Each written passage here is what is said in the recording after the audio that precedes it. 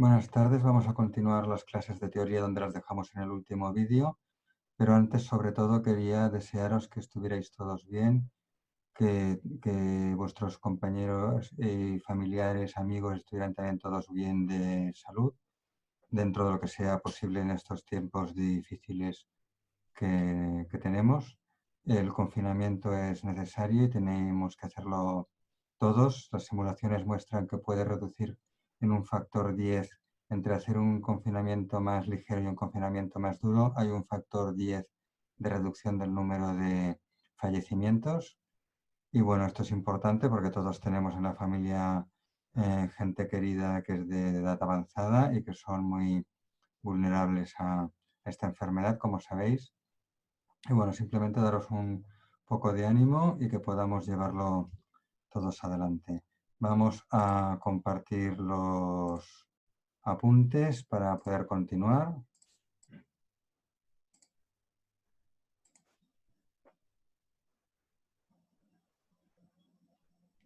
Veréis aquí en los apuntes que he hecho una serie de modificaciones. Concretamente hemos hecho todo esto de aquí, que básicamente lo principal, aparte de una pequeña mejora en el problema de las dos espiras ortogonales, es que hemos reescrito el apartado de antenas cargadas y añadido toda una serie de fotos para dejar ya una versión de los apuntes más definitiva. Recordad que al principio de curso os dije que estos apuntes partían originalmente de unos de ingeniería física, entonces que eran completos para lo que era aquella asignatura. Entonces luego añadí el año pasado cosas que tenía yo de mis apuntes para dar la clase de pizarra, más que apuntes, como una chuleta de las fórmulas que pongo en la pizarra, y que esto se diferenciaba de lo que eran apuntes bien explicados, en que los apuntes bien explicados para los estudiantes estaban hechos de color a mano, de color azul, y los apuntes para mí estaban hechos de color negro, y que estos eran provisionales. Entonces, como ahora vamos a hacerlo todo no presencial, pues voy a ir pasando las partes de negro a azul para que vosotros ya las tengáis definitivas para vosotros. Y además ir añadiendo fotos que normalmente enseñaba en colecciones de en PowerPoints que estaban en Atenea por separado. Entonces, por eso veréis que aquí ya hemos dicho que, bueno, que estas ya serán, cuando esté completo, unas notas de clase completas de las dos asignaturas, de ondas electromagnéticas de ingeniería física y de antenas de telecos, que es la vuestra. Entonces, pues bueno, vamos a ver lo que hemos hecho, por ejemplo, aquí en el apartado de dipolos, hablando. Bueno, estamos aquí en el apartado de impedancia de entrada. Entonces, fijaos que he añadido una serie de fotos que son cosas que os comenté de palabra, pero no estaban en los apuntes, concretamente la cuestión de que el dipolo, cuanto más gordo, más ancho de banda tiene. Entonces veréis que os he puesto, aquí vamos a ver las anotaciones. Os he puesto aquí pues, unos ejemplos de dipolos gordos. Aquí recordad que os expliqué que cuanto más gordo, más plana era la curva de reactancia, y entonces al variar menos la reactancia con la frecuencia, el ancho de banda era mayor, porque se desadaptaba menos la antena dentro de un ancho de bandas, dentro de un cierto ancho de banda. Os puse también el ejemplo de dos dipolos, en este caso monopolos, conectados en paralelo. Y aquí se puede ver cómo la configuración dual en paralelo pues tiene una reactancia mucho más plana al variar la frecuencia y por tanto se me desadapta menos. Recordad que la adaptación mejor se consigue cerca de la resonancia cuando la reactancia vale cero. Y lo comparamos con el dipolo simple o monopolo simple, en el cual pues vemos que tiene una variación mucho más rápida. Entonces todas estas cosas son las que os he estado añadiendo. Vemos aquí también algunas fotos, por aquí algunas fotos sueltas, por aquí también hay alguna más. Aquí un ejemplo de bobina sobre ferrita en una radio, el famoso donut. Entonces ya os he ido añadiendo aquí un ejemplo de las dos espiras ortogonales en un barco, que también os enseñé. Entonces yo lo importante de los PowerPoints que están colgados en Atenea, pues lo voy a ir añadiendo aquí. Y los demás que queden los PowerPoints de Atenea que no esté añadido aquí, pues en principio son cosas extra accesorias, pues un poco ilustrativas para que lo veáis, pero que tampoco van a ser realmente importantes. Entonces, vamos a donde estábamos, que lo que nos toca hacer, que es ahora la cuestión de antenas sobre plano de masa e imágenes. Entonces, pensar lo que sucede en una situación real. Tenemos una antena que se comunica con otra, en este caso con la antena de un satélite, pero tenemos una serie de objetos a su alrededor. Tenemos edificios y tenemos el suelo como principal. Aquí tenemos otro ejemplo de una antena que se comunica con aviones y tenemos pues también el suelo y otras cosas, ¿no? Entonces, claro, recordad que todo lo que estamos haciendo de antenas se basa en la solución del campo eléctrico radiado por una distribución de corrientes que hicimos por el método de la función de Green o respuesta impulsional, utilizando la función de Green en espacio libre. Y esto que era válida para un espacio homogéneo. Entonces, esto es una cosa que ya enfaticé en su momento. Si queréis, os lo recuerdo aquí para que lo tengamos bien claro. La solución de la ecuación, espera, tengo que salir de aquí. Solución de la ecuación de onda. Entonces, recordad que habíamos aplicado el método de la función de Green y que habíamos dicho que esto iba a servir en un espacio homogéneo, en un espacio con invarianza de traslación. Recordadlo aquí. Un espacio homogéneo en el cual tenemos invarianza de traslación. Las constantes son homogéneas. Y esto, como os decía, no sucede en el mundo real. En realidad, lo que vamos a tener es la situación, lo que vamos a tener es esta situación en la cual tenemos la antena rodeada por una serie de objetos. Entonces se van a producir reflexiones. Por ejemplo, la señal que radia el satélite se va a reflejar en este edificio y va a ir a nuestra antena. La señal que radia el avión se va a reflejar en el suelo y va a ser captada por nuestra antena. Y todo esto deberíamos tenerlo en cuenta. Pero si el diagrama de la antena es muy directivo y apunta directamente a la otra antena que también es muy directiva, las reflexiones de las ondas que se produzcan en los objetos que rodean la antena van a entrar por lóbulos laterales muy pequeños comparado con el principal. Y entonces la señal captada de las reflexiones va a ser mínima, va a ser despreciable. Y el resultado será el mismo que si no hubiera reflexiones en ningún sitio. Es decir, que si estuviéramos en un espacio libre homogéneo. Por tanto, todos los cálculos que hemos hecho de diagrama de radiación, etcétera, en espacio libre, nos van a servir y van a ser válidos. Sin embargo, cuando tenemos antenas que son menos directivas, por ejemplo, la antena esto es la torre de control de un aeropuerto que se comunica con aviones, entonces, claro, esta antena tiene que poder comunicarse con aviones que están volando por encima de la torre de control y en aviones que están volando, que están aterrizados en el suelo cerca de la torre de control. Entonces tiene que tener un diagrama ancho en elevación, aparte de omnidireccional. Pero si el diagrama ancho en elevación va a recibir igual la señal de un avión que está en el suelo que la señal de un avión que está volando más alto, pero se refleja en el suelo y entra en la misma dirección que la señal del avión que está en el suelo. Y entonces, claro, aquí el efecto del suelo no puede despreciarse. Es decir, el diagrama de la antena va a estar condicionado y debe incluir de alguna forma la reflexión en el suelo. Entonces, la mejor manera sencilla de incluir la reflexión en el suelo es por teoría de imágenes. Evidentemente, si tenemos un software de simulación de antenas por métodos numéricos que tenga en cuenta la reflexión en el suelo, entonces podemos poner lo que queramos. Podemos poner un suelo que sea finito, que tenga una cierta rugosidad, que tenga unos ciertos coeficientes de reflexión. Podemos poner que no sea plano, podemos poner lo que queramos. Sin embargo, si queremos hacer una solución fácil a mano y sencilla que nos permita también entender un poco lo que pasa, el utilizar teoría de imágenes va muy bien. Pero la teoría de imágenes implica que... Aquí no sé qué pasa con el puntero. La teoría de imágenes implica que... Vamos a quitar un momento las anotaciones y volverlas a poner. Ahora ya vuelvo a tener puntero otra vez.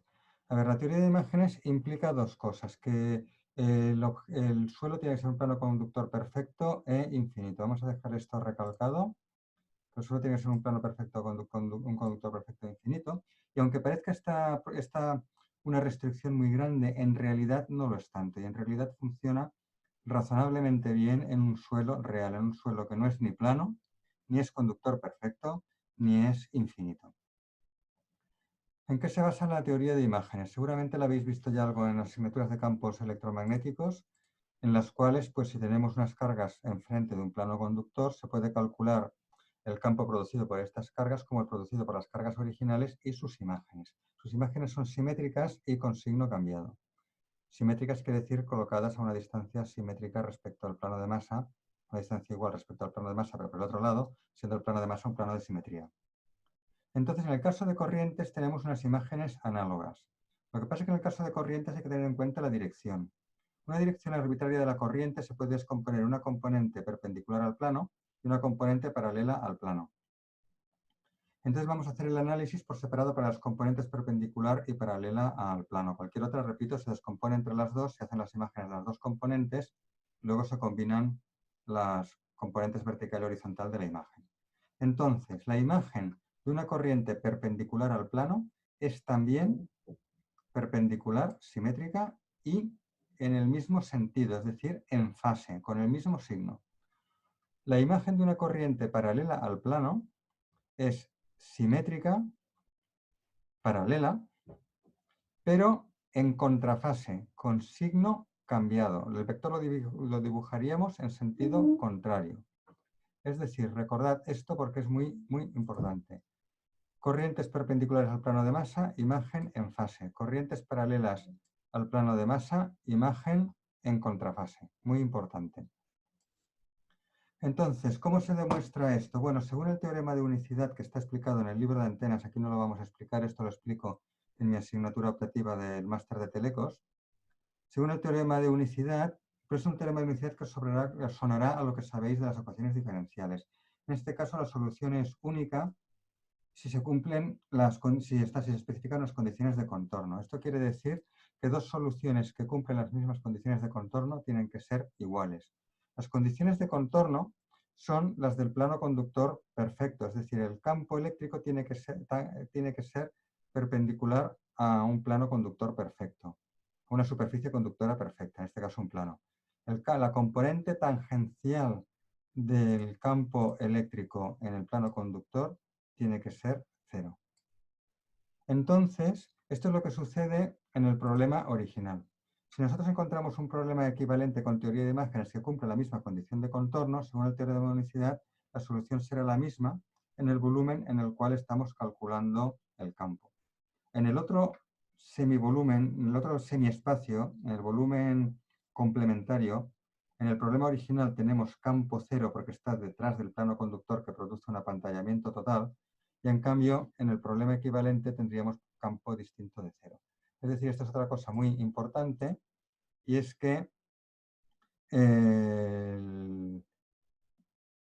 esto no lo tengo aquí, pero lo veremos más adelante, que el campo es cero en el semiespacio complementario del problema original y en cambio distinto de cero y por tanto distinto al original en el equivalente. En cambio, en el volumen donde estamos calculando el campo va a ser exactamente el mismo en el espacio original, el semiespacio original del problema original y en el equivalente. Bueno, aquí tenéis las transparencias sobre la demostración. Esto no es importante, nos lo vamos a preguntar en examen, pero simplemente si hay alguien con curiosidad y que no quiere limitarse a creerse todo lo que digo, pues aquí tenéis la demostración. Entonces podéis ver la demostración, aquí el enunciado en electrostática, el enunciado en electrodinámica, la demostración en electrostática, bueno, aquí el enunciado también en electrostática, demostración en electrostática.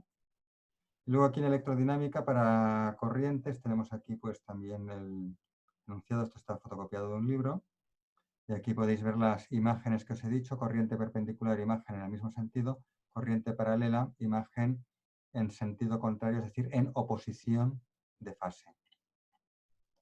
Y aquí tenéis una demostración así un poco gráfica, como el campo suma de producido por la corriente original y de producido por la corriente imagen es un campo perpendicular al plano, con componente tangencial al plano, paralelo al plano cero, y por tanto es un campo que cumple las condiciones de contorno debe cumplir.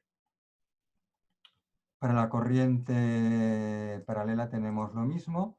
La composición del campo producido por la corriente original y la corriente de imagen, la suma del campo producido por las dos, también es perpendicular y por tanto tiene componente tangencial cero y cumple las condiciones de contorno. En este caso, fijaos cómo hay que poner las corrientes en oposición de fase, mientras que para la corriente perpendicular las corrientes tenían que estar en fase para que salga bien. Y aquí tenéis una prueba ya más matemática, aquí tenéis una prueba, una demostración ya con ecuaciones en la cual se demuestra lo mismo. Dura 3 diapositivas la demostración esta.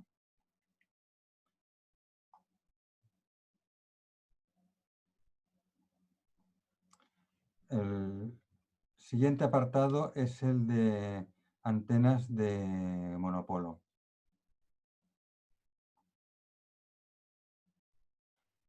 Bueno, la configuración más utilizada de antenas sobre plano de masa es monopolos. Evidentemente, cuando tenemos una antena sobre un plano de masa, como hemos dicho antes, siempre podemos hacer simplemente analizarlo con la imagen, es decir, una configuración como esta de aquí, siempre puedo analizarla como la suma de la radiación de la antena original más la imagen. Y aquí tengo una antena, fijaos que está esta antena colocada a una cierta distancia del plano de masa.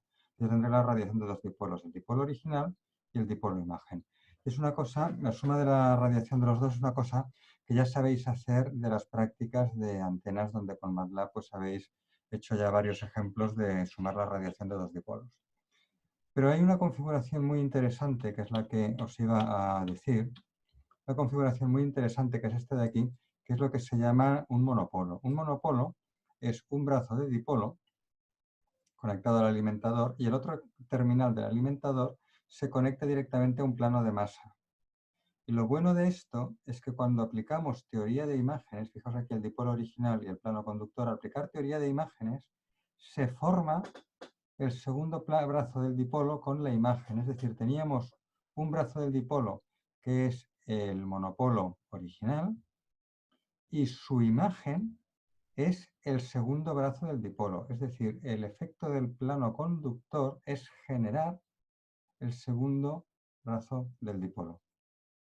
Configuraciones, pues bueno, directamente ya veremos luego una serie de fotos, pero directamente pues construir una antena que sea el brazo del dipolo, es decir, el monopolo, y con el generador alimentarla respecto al plano de masa que es el suelo y la tierra. Esta sería la tierra. Otra configuración es hacer un plano de masa artificial, en este caso es un disco, y alimentamos de la siguiente forma. A través de un cable coaxial llevamos la señal por el vivo del cable coaxial al monopolo y la malla del cable coaxial se conectaría al plano de masa artificial, en este caso un disco de cobre podría ser. ¿Por qué la malla? Porque fijaos que la malla va a estar conectada a la tierra del equipo transmisor y por tanto, como queremos que el plano de masa haga el efecto de tierra, pues por eso va conectado siempre a la malla del coaxial. Y lo que es la antena sobre el plano de masa, en este caso el monopolo, pues va conectada al central o vivo del cable coaxial, al central que se llama normalmente. Y estas son configuraciones muy utilizadas, luego veremos fotos, como decía. Análisis, pues por teoría de imagen, esto es el monopolo, que es un brazo de un dipolo, el plano de masa y está alimentado con una tensión V sub m. V sub m es la tensión de alimentación del monopolo y sub m es la corriente del monopolo. Entonces, al aplicar teoría de imágenes se forma el dipolo con la imagen del monopolo y analizaremos el dipolo equivalente. ¿Por qué analizaremos el dipolo equivalente? Pues porque recordad lo que me he dicho antes, que todas las fórmulas que tenemos que calculan campo radiado producido por distribuciones de corriente son fórmulas válidas para radiación en espacio libre. Entonces nosotros inicialmente tenemos un plano de masa que ocupa medio espacio y no son las condiciones de radiación en espacio libre que necesitamos para aplicar las fórmulas. Entonces, por eso aplicamos teoría de imágenes y construimos un dipolo equivalente que sí que radia en espacio libre. Y aquí podemos aplicar todas las fórmulas. Haremos todos los cálculos de cálculo del campo radiado y de cálculo de los parámetros del diagrama de radiación los haremos todos para el dipolo equivalente. Y luego calcularemos los parámetros del monopolo de la forma que os voy a explicar ahora a partir de los cálculos del dipolo equivalente. Pero siempre los cálculos iniciales los haremos sobre el dipolo equivalente, obtendremos los parámetros del dipolo equivalente, luego los convertiremos a parámetros del monopolo. ¿Cómo lo convertimos a parámetros del monopolo? Pues muy sencillo. Lo principal es darnos cuenta que la tensión de alimentación del dipolo, V sub D, es el doble que la tensión de alimentación del monopolo, 2V sub M. Fijaos, esto de aquí es clave. V sub D es 2 veces V sub M. ¿Por qué? Porque V sub D, la tensión de alimentación del dipolo, está compuesta por V sub M hasta el plano de masa, y luego otra vez V sub M en la parte de abajo simétrica, desde el plano de masa hasta el brazo imagen.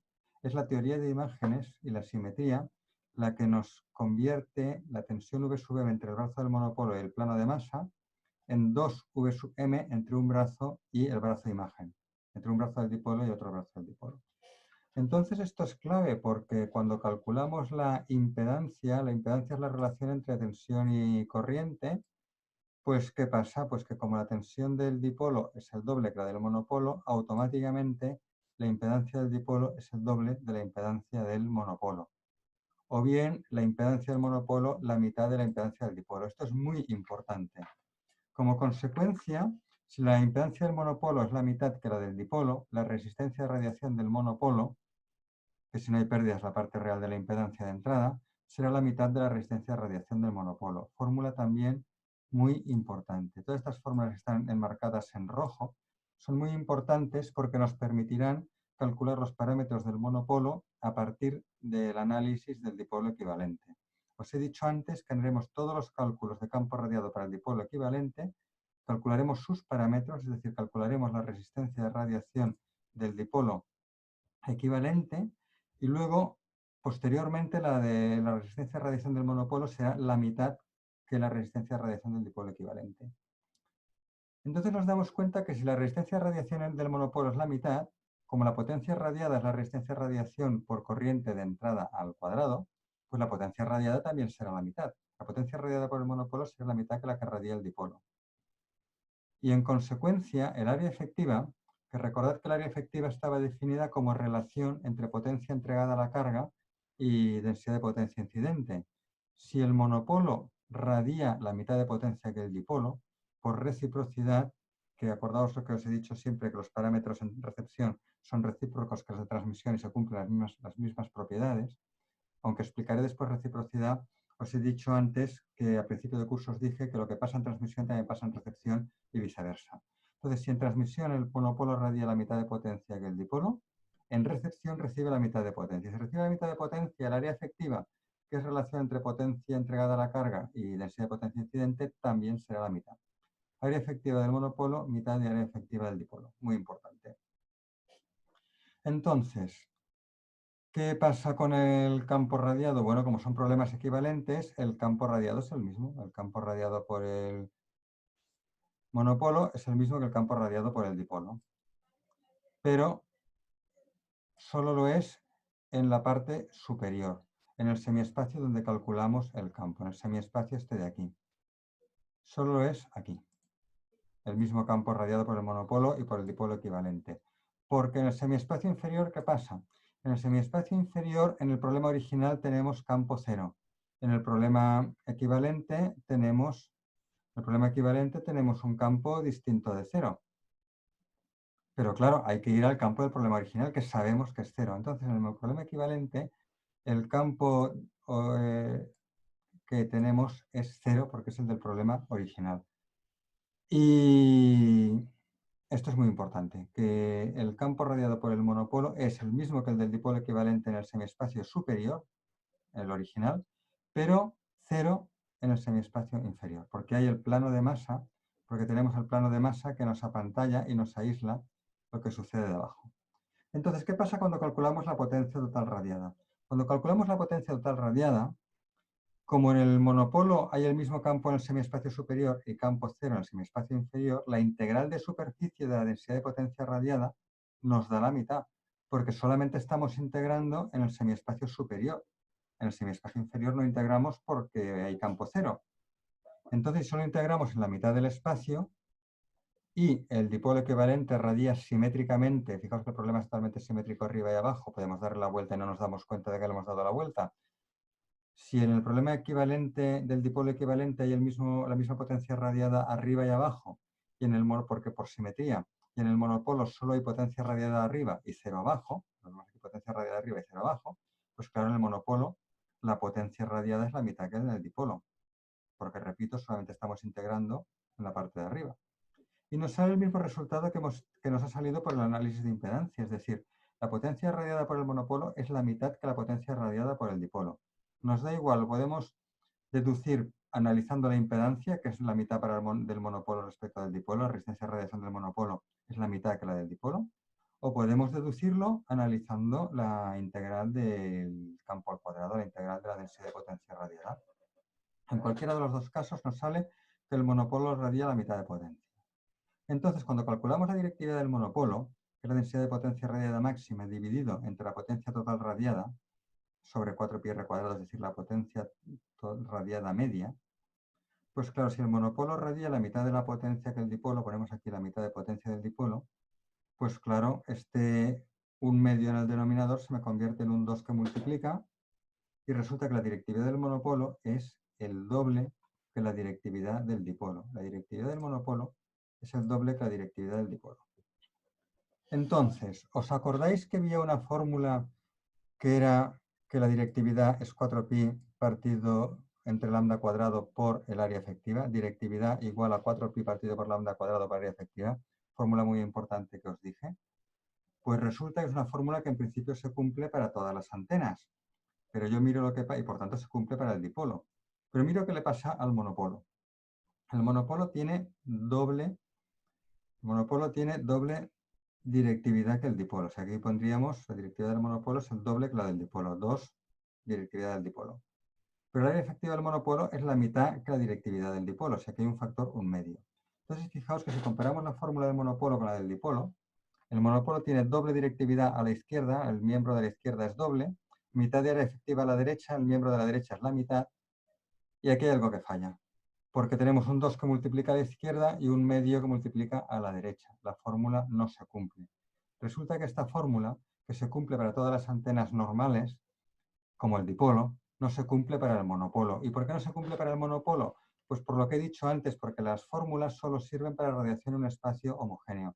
Las fórmulas no sirven para el dipolo, que radia en un espacio libre, totalmente homogéneo, pero no sirven para el monopolo, porque el monopolo tiene un plano de masa, entonces es medio espacio, no es todo el espacio libre.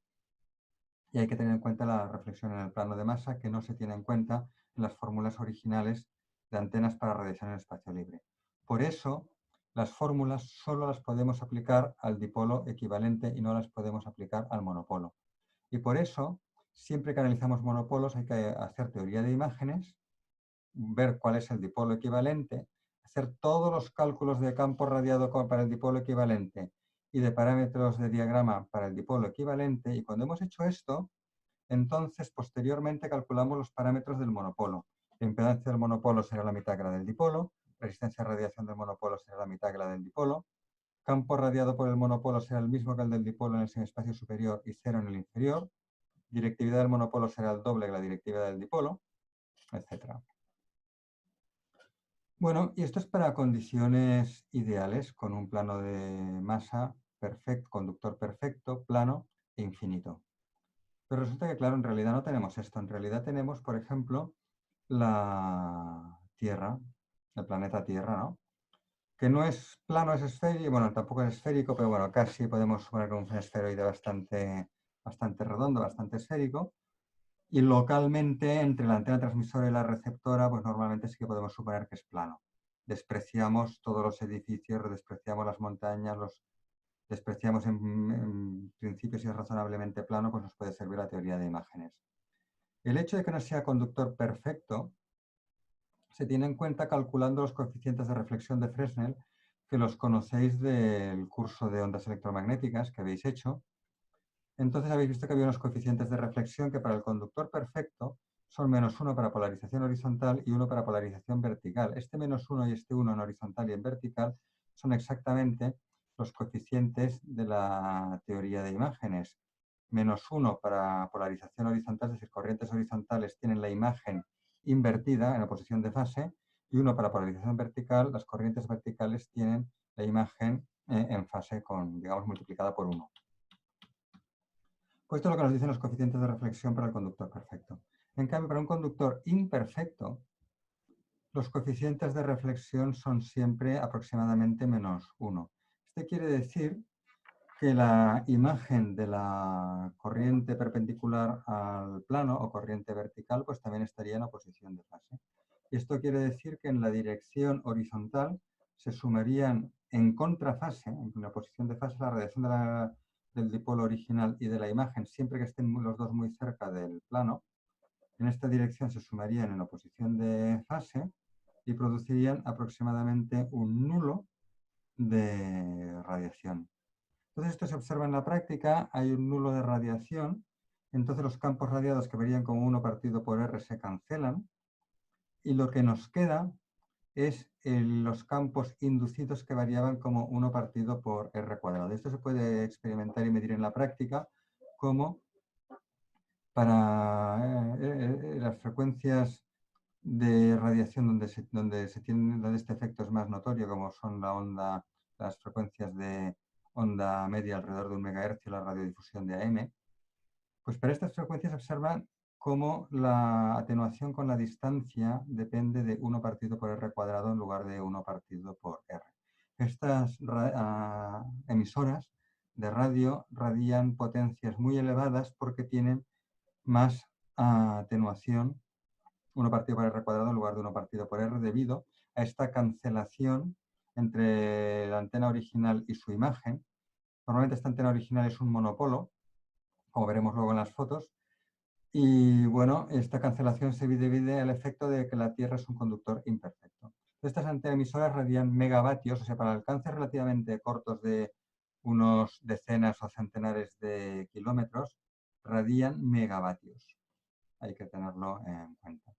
Entonces, bueno, esto es para el efecto del conductor imperfecto. Pero el efecto de un conductor finito, no infinito, bueno, si el conductor es finito, pues claro, ya no aísla totalmente la radiación del monopolo con el semiespacio inferior. Es decir, ahora habrá unos lóbulos de diagrama, unos lóbulos que no serán tan grandes como la parte principal del lóbulo principal del diagrama. Habrá unos lóbulos por la parte de abajo, habrá una radiación, y lóbulos que pueden ser relativamente grandes incluso. Lo veremos luego, cálculos hechos por ordenador.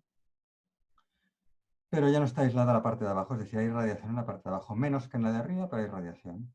Y además arriba pues aparecerán también unas ciertas oscilaciones debido a la interferencia entre el campo radiado directamente por el monopolo y el campo difractado en el extremo del plano de masa, pues esto va a producir una suma de una interferencia entre dos campos que depende de la dirección de observación, puede ser constructiva o destructiva, y producirá estas oscilaciones. Esto lo veremos ahora en las fotos. Fijaos, aquí os he hecho una selección de fotos de las que hay en el PowerPoint. Esto de aquí son monopolos sobre plano de masa, es decir, es la configuración esta de aquí. El plano de masa es el suelo, lo podéis ver aquí. Esta está hecha cerca de Casa de la Selva. Son para radiodifusión de OM. Esta longitud de onda es la onda media de alrededor de 1 MHz, la longitud de onda es de 300 metros, lambda cuartos, que es la longitud del monopolo resonante es de 75 metros. ¿Por qué es de lambda cuartos el monopolo?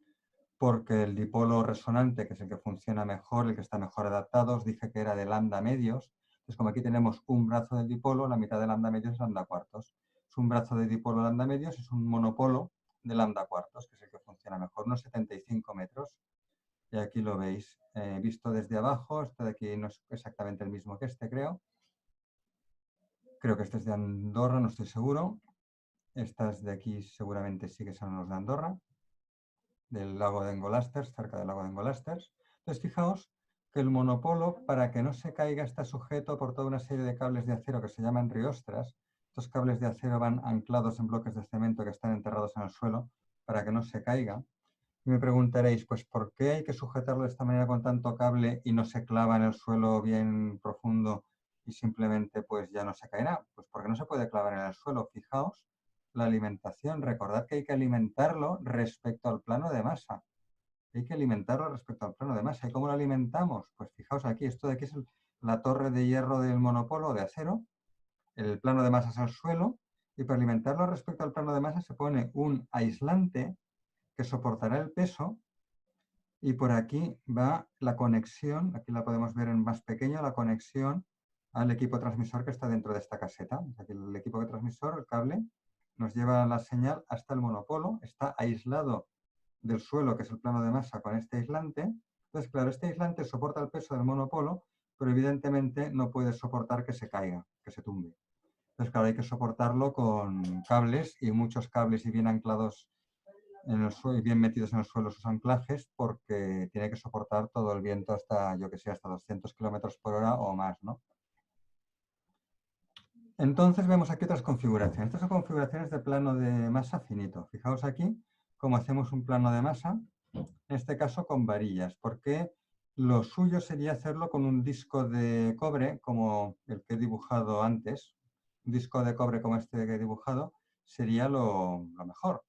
Pero claro, el disco de cobre pesa, es, si, bueno, puede pasar de todo el disco de cobre, puede. Entonces, aquí, si se hace con varillas, pues tiene muchas ventajas. Por ejemplo, se puede desmontar para empaquetar la antena pequeña y transportarla y venderla en paquetes pequeños. Luego se montan las varillas, pesa menos, menos resistencia al viento, toda una serie de ventajas. Entonces ya sabéis que un plano conductor de varillas se